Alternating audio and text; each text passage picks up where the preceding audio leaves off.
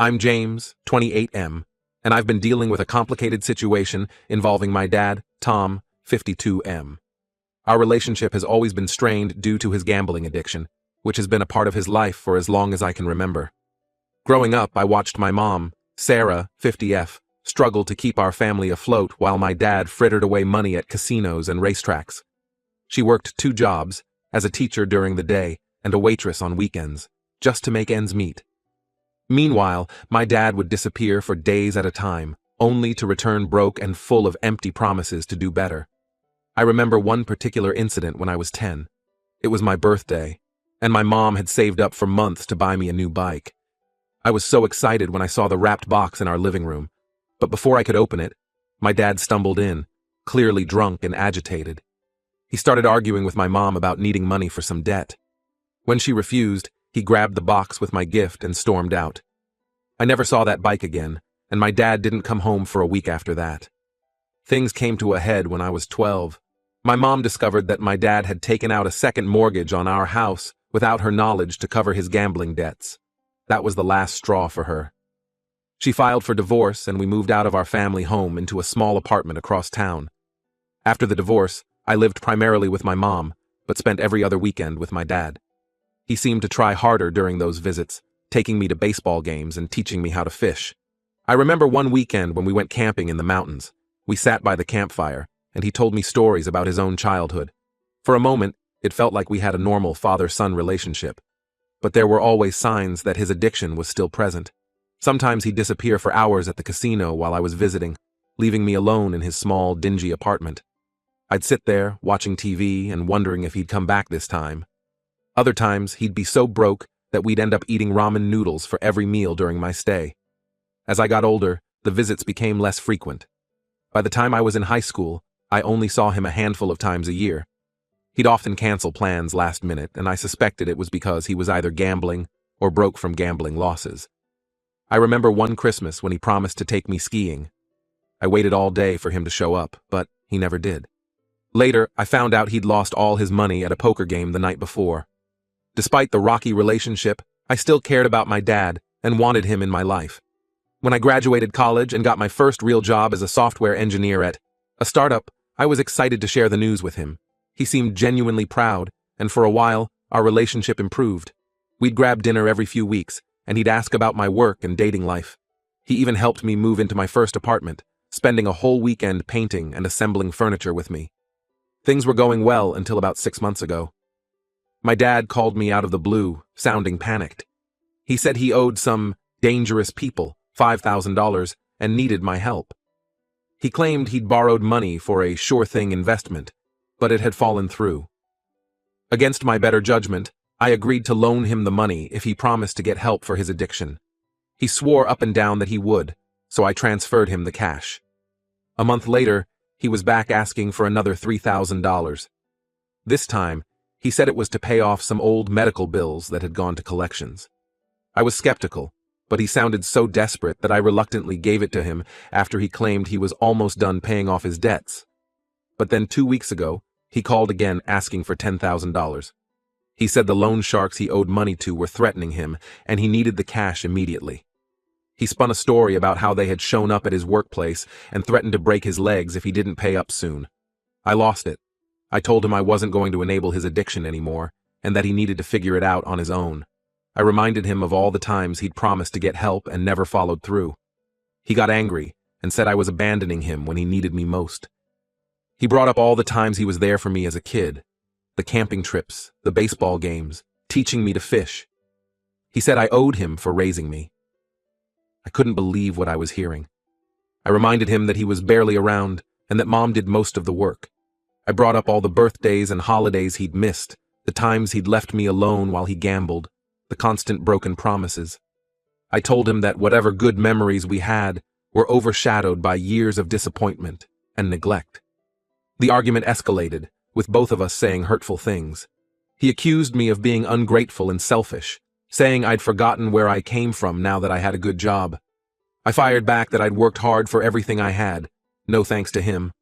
Finally, I couldn't take it anymore and ended up hanging up on him. I thought that would be the end of it, but I was wrong. He started showing up at my apartment unannounced, The first time, I let him in against my better judgment. He begged me for money again, saying the loan sharks were going to hurt him if he didn't pay. When I refused, he got belligerent. He started, knocking things over and yelling so loud that my neighbors came to check if everything was okay. I had to threaten to call the cops to get him to leave. He's come by 2 more times since then. The last time, my girlfriend, Megan, 26F, was over. We've been dating for about a year, and while she knew about my dad's addiction, she'd never seen this side of him before. She answered the door, not knowing who he was. He tried to convince her to let him in, claiming there was a family emergency. He told her I was in trouble and needed his help urgently. Luckily, she texted me first and I told her not to let him in. After that incident, Megan sat me down for a serious talk. She was concerned about my safety and well-being. She pointed out that my dad's behavior was escalating and that he might become dangerous if left unchecked. She suggested I consider getting a restraining order, but I wasn't ready to take that step yet. I feel awful for cutting my dad off, but I don't know what else to do. He's refused to get help for his addiction, and I can't keep bailing him out. Every time I give him money, I'm just feeding his addiction. But at the same time, I worry about what might happen to him if I don't help. What if the loan sharks really do hurt him? My mom thinks I'm doing the right thing. She says she wishes she'd set firmer boundaries with him years ago. But some other family members, like my Aunt Lisa, my dad's sister, say I'm being cruel. They think I should help him because he's family, regardless of his faults. I'm torn between my love for my dad and the need to protect myself. I want to believe he can change, but I've been disappointed so many times before. I don't know if I can take another round of broken promises and manipulation. ATA for refusing to help my dad and cutting contact? Should I give him one more chance? Or am I right to protect myself even if it means potentially leaving him in a dangerous situation? Edit. Thank you all for the responses and support. To clarify a few things, yes, I've tried to get my dad into treatment before. I've offered to pay for rehab multiple times over the years, but he always refused. And no, I don't plan on giving him any more money. I know it would just enable his addiction further. Update 1. It's been about 2 weeks since my original post, and unfortunately, things have only gotten worse with my dad. He's escalated his attempts to contact me and get money, pushing me closer to my breaking point. Last week, he somehow got hold of my work email address. I suspect he might have sweet-talked the information out of a well-meaning receptionist at my company. He started sending me long, rambling messages. Most of them were guilt. Trips about how I was turning my back on family and forgetting where I came from. But a few contained vague threats, saying I'd regret it if I didn't help him out. One particularly disturbing email hinted that he knew my daily routines and could make things difficult for me if I continued to ignore him. I was shaken by these messages. I forwarded them to our IT department, and they blocked his address, but the damage was already done. I found myself constantly looking over my shoulder, worried that he might show up at my workplace. My productivity took a hit as I struggled to focus on my tasks, jumping every time my phone buzzed or someone knocked on my office door. Then this past weekend, he crossed another line. He showed up at my mom's house.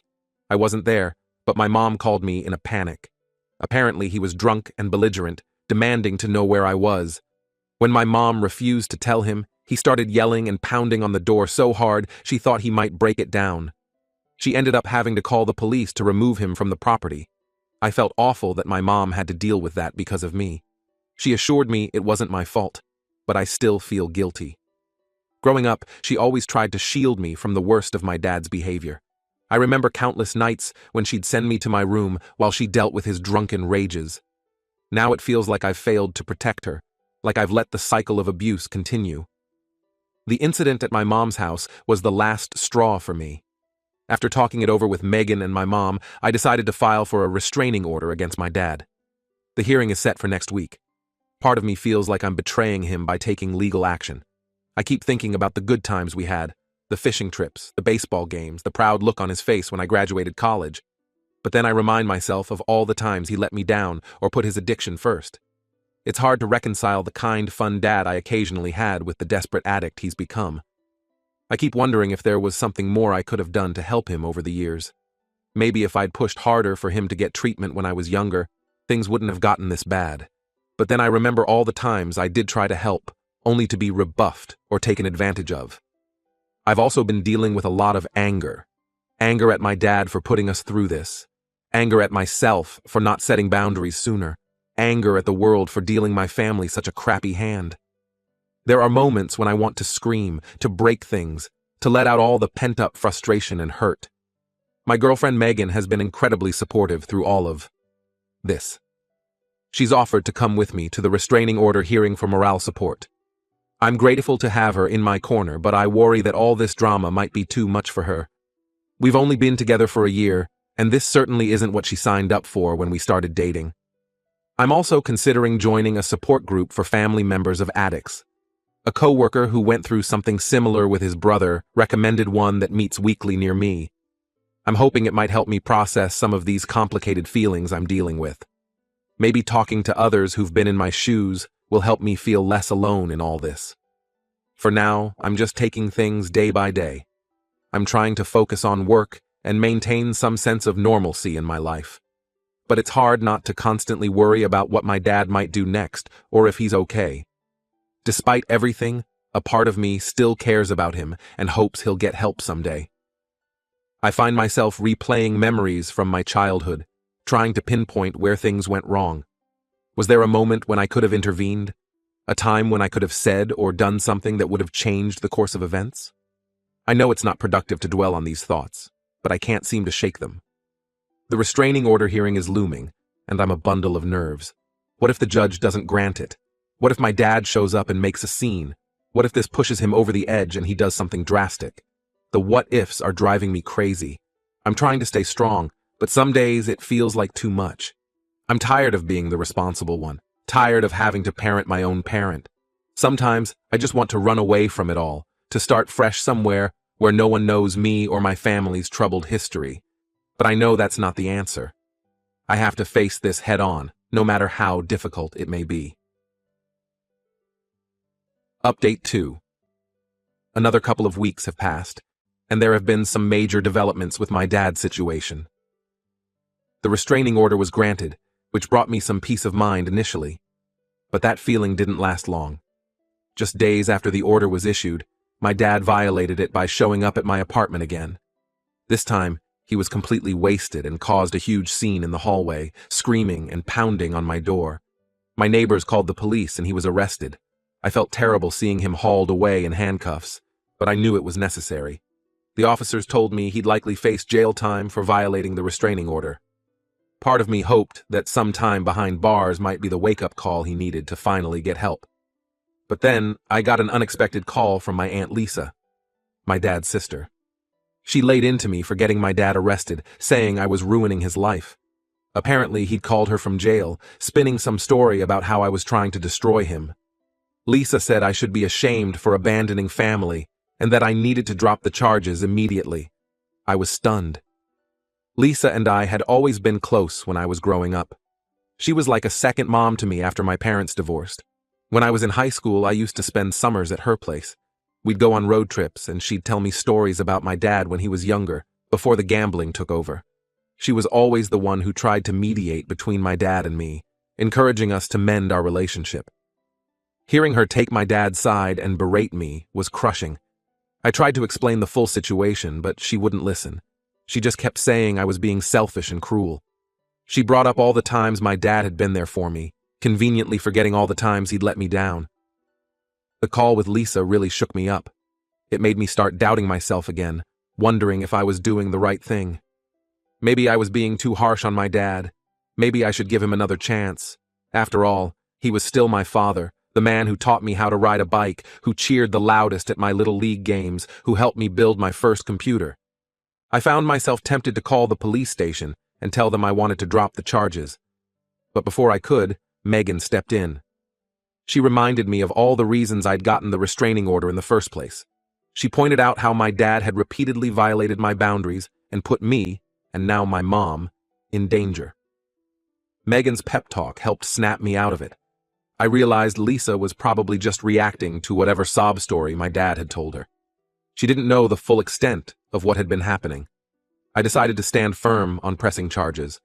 I'm still wrestling with guilt over my dad being in jail, but I'm trying to remind myself that his actions are what put him there, not me. I didn't force him to violate the restraining order or harass me for money. Those were his choices. For now, I'm focusing on healing and moving forward. I've started attending that support group for families of addicts. It's been really helpful to talk to others who understand what I'm going through. Hearing their stories makes me realize I'm not alone in this struggle. I'm also considering starting therapy to work through some of my childhood issues related to my dad's addiction.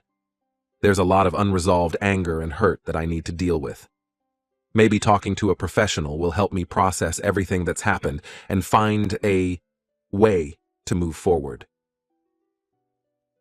Megan and I are planning a weekend getaway next month to decompress from all the stress. We're thinking of going to a cabin in the mountains, somewhere quiet where we can hike and just be away from everything for a while. I'm looking forward to some time away to clear my head. Work has been a welcome distraction through all of this. I've thrown myself into a new project, working long hours to keep my mind occupied. My boss has been understanding about the situation, giving me some flexibility with my schedule for court appearances and support group meetings. I still haven't heard anything more from Lisa since that phone call. Part of me wants to reach out and try to explain things to her again, but another part feels like it's not worth the effort. If she's not willing to listen to my side of the story, maybe it's best to just let that relationship go for now. As for my dad, I don't know what's going to happen when he gets out of jail.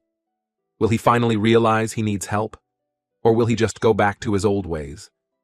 I'm trying not to get my hopes up, but a small part of me can't help but wish for a happy ending to all of this. Update 3. It's been about a month since my last update. My dad ended up serving 2 weeks in jail for violating the restraining order. He was released last week and thankfully hasn't tried to contact me again so far. I did get an unexpected email from him a few days ago. It wasn't asking for money or making excuses this time. Instead, it was a lengthy apology for his behavior. He said the time in jail made him realize he'd hit rock bottom and needed to make changes. According to the email, he's enrolled himself in an intensive outpatient program for gambling addiction. He's also attending daily GA meetings. He said he understands why I got the restraining order and that he'll respect my boundaries going forward. Part of me wants to believe he's sincere this time. I remember when I was about 15, he had a similar moment of clarity after losing his job due to gambling. He went to a few GA meetings and stayed clean for almost 6 months. During that time, we actually started rebuilding our relationship.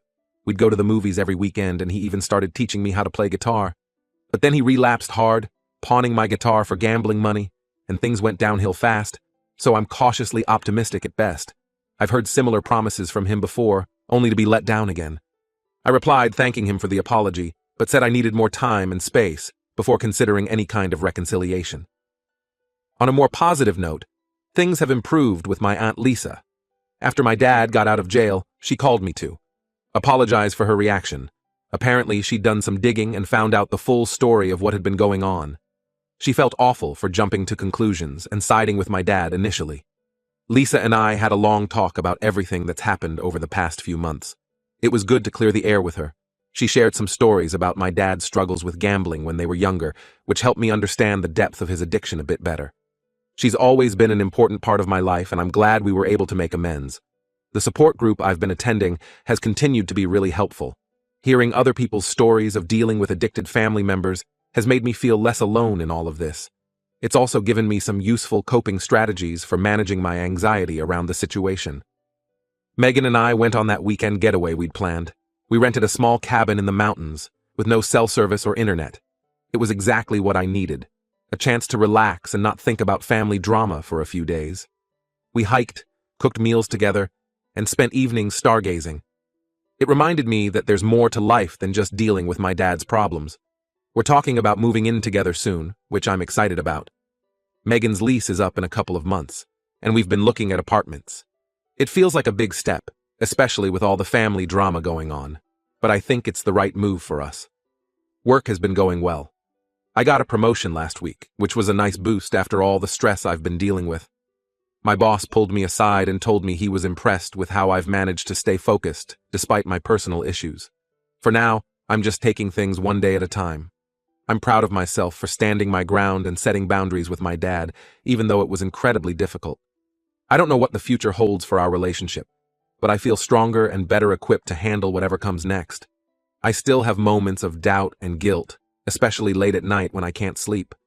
I wonder if I'm doing the right thing, if I'm being too harsh. But then I remind myself of all the pain and stress his addiction has caused over the years. I know I need to prioritize my own well-being, even if that means keeping my distance from him for now. I'm trying to focus on the positive things in my life, my relationship with Megan, my career, my friendships. I'm learning that it's okay to be happy even when there are unresolved issues with my family. It's a process, and I know there will be good days and bad days. But for the first time in a long while, I feel hopeful about the future.